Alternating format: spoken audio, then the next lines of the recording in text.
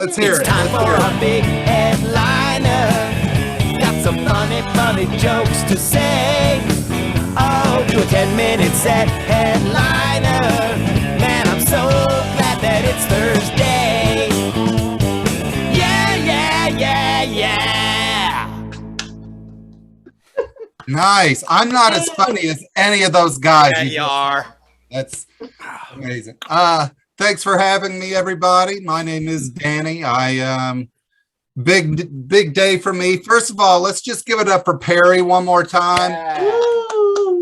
Perry is the only person who has TikTok lights, and that alone makes him a better human being. So I didn't know that I had them. You do. You have the blue TikTok lights, my friend. You are a born TikToker. I'm not sure what that means, but I'm still young. So, but yeah, thanks for having me, you guys. I'm super excited. Today's been a very big day for me. I actually just got the last can of Lysol wipes from the Dollar General. Wow. Woo! Yes. Somebody actually hid them under the sink in the employee bathroom.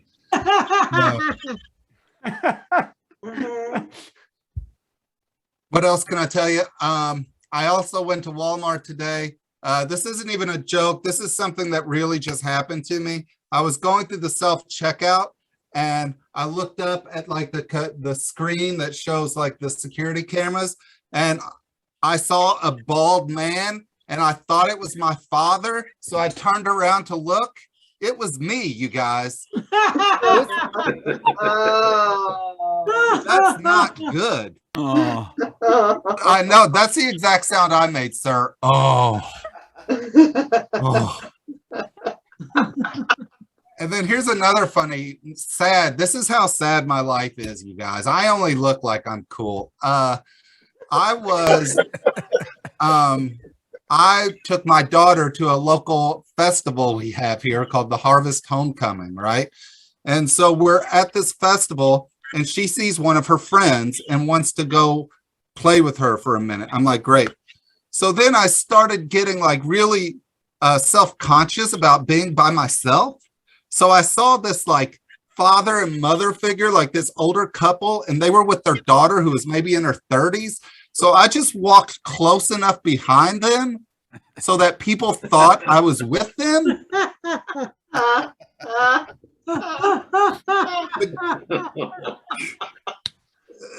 That's very real. And then the guy turned out to be like really rude when I asked him for some pumpkin ice cream. He like, they're weird. What else can I tell you? It's good to be back on Zoom. I thought we weren't going to be doing Zoom shows at this point anymore, but here we are. So the last time I was actually on Zoom, I was on a virtual date. Has anybody ever been on one of those? No. Let me tell you, the date, the pain is very real. The whole, like, she, first of all, she answered this Zoom call, this date, in her bedroom, in her pajamas, you guys. And not even cute pajamas, like she cared. She was wearing, we've been married 35 years pajamas. Like the kind of pajamas that if you see your wife wearing them, you're like, oh, I'll just go watch a movie on Netflix. Good night. Like, and then like, I really got into it. So like I saw where you could take a virtual tour of the Louvre in Paris, right? So I was like, this is great. I'll dial up this and her and I can go on a date together at a world famous museum. No, 20 minutes. I listened to her talk about her daughter's IBS. Like,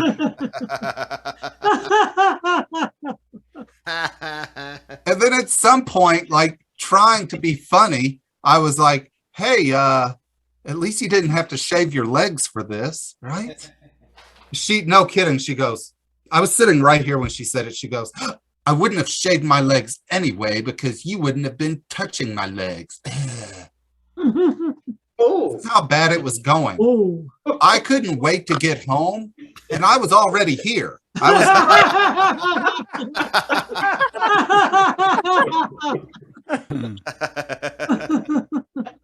so before pandemic times, I was actually dating a woman from Corbin, Kentucky.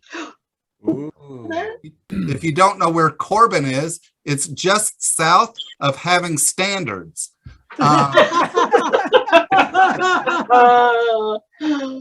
first date was to the Kentucky Fried Chicken Museum. Her idea. She says if we go on Colonel Sanders Day and we dress as Colonel Sanders, they'll give us free chicken while we're there. And I was like, boom. I knew in that moment she would be my second ex-wife. I knew it. So we do it. We get all dressed up as Colonel Sanders, right? We go to the place only to find out that Colonel Sanders Day had been the weekend before. So now we're just a couple of weirdos hanging out at a KFC, right? Whatever. I tried to make the best out of it. At some point, even I leaned in and gave her a kiss. Out of nowhere, this fat little mountain kid goes, "Ooh, why is Colonel Sanders making out with Orville Redenbacher? Ooh." And I'm like, shut up, bro. I'm trying to make some popcorn chicken. Get out of here. Well, I don't know, you guys. As Brad was saying, he wanted me to talk about this. I will tell you, I am from Floyds Knobs, Indiana, you guys, which, look, it's a town, but like when I was a kid, my grandmother knitted me a sweater, right? Which means I had to wear it. On the front, it said, "I love Floyd's Knobs."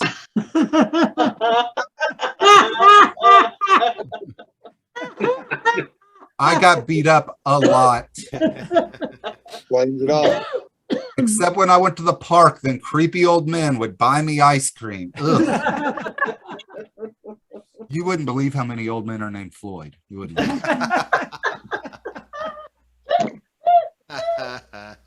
Went to Floyds Knobs Elementary School, right?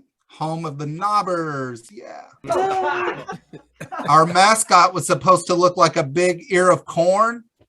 It didn't. Scared the kids, but the moms loved it. So there it was every game.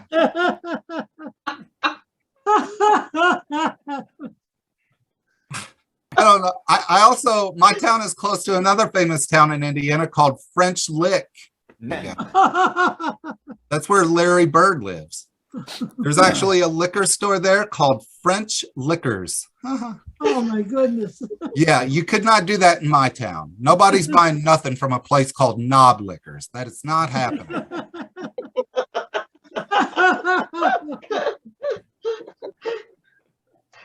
I can't get away from it. Like, this is very real. Like just the other day, I saw or whatever for a barbecue, and it's 4 words. It's smoke in the knobs. Smoking the knobs, you guys. That's what that's the name of the barbecue fest. So yeah, and people always ask what it's like to grow up in Southern Indiana. It's a lot like anywhere else. We have a lot of 2 things, right? We have lots of deer and lots of Amish people. And I don't know about you, but in either case, I always feel bad whenever I hit one. So relax, you guys. I've never hit a deer in my life. That's a joke. What else can I tell you? Oh, my dad lives there. For those of you who are interested, to help out in tough times, Dad has started an eBay business. Okay.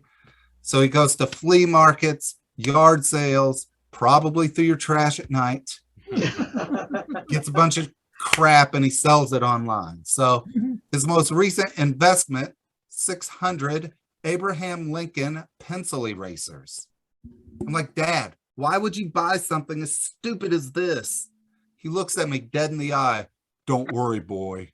Some dumbass will buy them. No kidding, Dad. Somebody has said that before. He's smarter than me, though. That's where the aggression, like, I went over one day. He's like, boy, I just sold 4 mason jars for $20. What have you done today? It's like, actually, I came to tell you what a great deal I got on some mason jars. And to borrow $20. But guys, Dad and I have an interesting, like, I'll never forget the first time he busted me looking at one of his Playboys or whatever. He sat me down and he's like, boy, you're too young to be looking at these, but I'm glad you are, because that tells me you're healthy. Which, I don't know, you guys, nothing about that situation seemed healthy. It wasn't only until many years later when I met a gay person for the first time that I realized he meant not gay. That's what he meant. Goodness. Which really confused me, because I looked at him and I was like, this guy's in much better shape than I am. What is he talking about? I don't know. I usually transition to something else about that, but I won't. I am a father myself. I'll touch on this before I go. I have an 11-year-old. Just, you could just yell it out. I'll just survey the room. What's harder to raise, proud parents, boys or girls? Boys. Girls. I hear a few people saying girls. Here's what I've noticed, and please correct me if I'm wrong, okay? Sometimes little girls can be a bit expensive. Sometimes they can be a bit emotional. And sometimes they can be a bit drama. I am just so happy that you ladies outgrow that stuff. I'm just...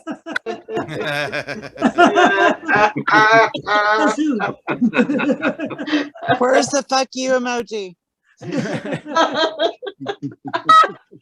That's the last time I invite my mother to any Zoom. Bazinga. No, I am it's look, especially since we're on Zoom, I'll bring this up. Like, back in quarantine times, I had to homeschool her for a minute. I was responsible. Like, I think we can all agree at this point that that was like leaving the dog in charge of the fire department. There was, in fact, at some point she's like, Dad, what's a parallelogram? I'm like, a parallel fire drill. Get out of the house and don't come back in. Then one morning she busted me making myself a drink. So we had to have a quick lesson in time zones, right? So I could prove to her that it was 5 o'clock somewhere. Turns out when it's 10 a.m. where I live, it's 5 p.m. in Moscow, Russia. So to celebrate, she now knows how to make a mean vodka tonic, you guys. And college preppers. I just started making TV shows or classes. Math class, The Price is Right. Okay. She knows nothing about math, but she knows you always pass on that first showcase showdown. She does know that. Business, Let's Make a Deal. That was good until one day she comes in and says, Daddy, that man just gave that woman $700 for dressing as a cowboy. I was like, turn that off. That's not a good lesson. Never accept less than 1,000. Go to your room.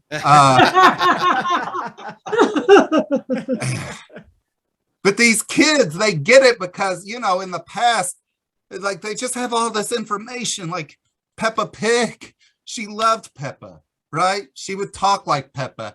Daddy, will you pick me up from school straight away? Right? And it made me so proud because she was so young and could already speak another language. Dora, right? Remember Dora? Dora, Dora, Dora. For those of you who have never seen Dora, she is the Rosetta Stone for poor people. I've learned so much from her. It's fantastical. You know what? Thank you for whoever laughed at that. It's different. I'll say this and then I'll jump out, but it's different. Like when I was a kid, I had to watch whatever my parents watched, right? Which was always a show called Three's Company. All the time we watched that show, right? Which, look, at the end, I sure didn't know how to count in Spanish, but I definitely knew how to act gay in front of the landlord. So anyway, that's it for me, you guys. I appreciate it. Come on. Woo! That was fantastic, Yeah. Dan Browning. Thank you so much.